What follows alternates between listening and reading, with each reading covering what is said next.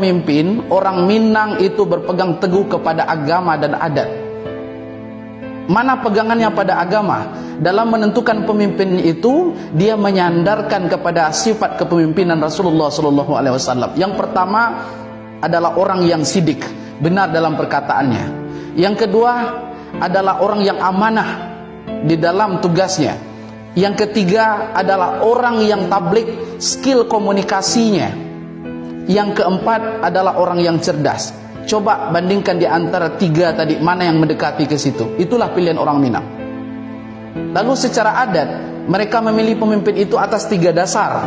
Yang pertama ketokohannya, yang dinamakan tokoh. Yang kedua adalah takah. Takah itu sesuai atau tidak, layak atau tidak tampangnya sebagai pemimpin, cocok tidak dia. Yang ketiga baru tagih. Apa yang dikatakan tagih? Tagih itu sehat secara fisik dan sehat secara jasmani, sehat secara rohani. Lihat ketiga paslon tadi, mana yang mendekati itu. Itulah pilihan orang Minang. Jadi jangan mengatakan ulama Sumatera Barat. Sejak kapan Bapak memilih Amin? Sejak kapan? Ingin tahu mana yang ulama sebenarnya? Kepada siapa mereka berpihak? Silakan analisa sendiri. Kepada siapa ulama Sumatera Barat yang sebenarnya berpihak. Ini videonya.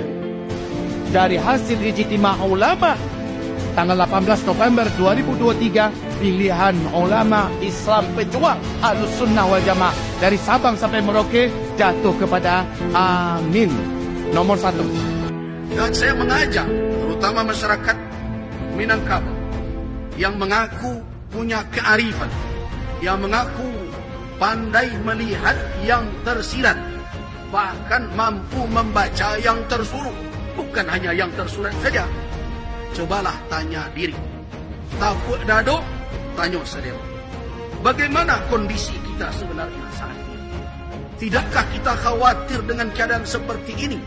Aturan-aturan diterabas, orang berbicara seenaknya saja, merendahkan harga diri orang hanya dengan uang.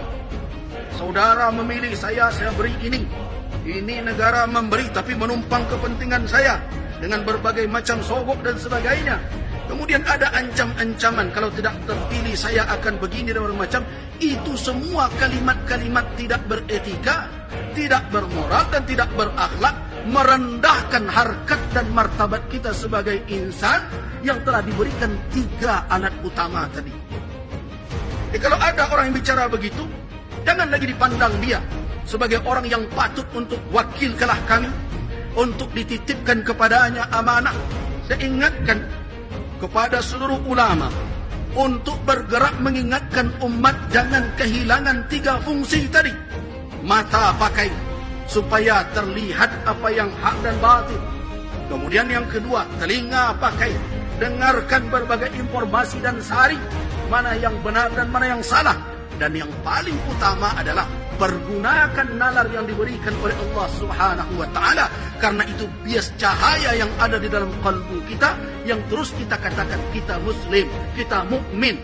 Tetapi ketika dihadapkan dalam perkara kepemimpinan, kita campakkan iman kita. Benarkah itu? Karena itu wahai kaum muslimin, melalui mimbar ini, ukuran utama seseorang patut untuk diberikan amanah adalah ketakutan kepada Allah.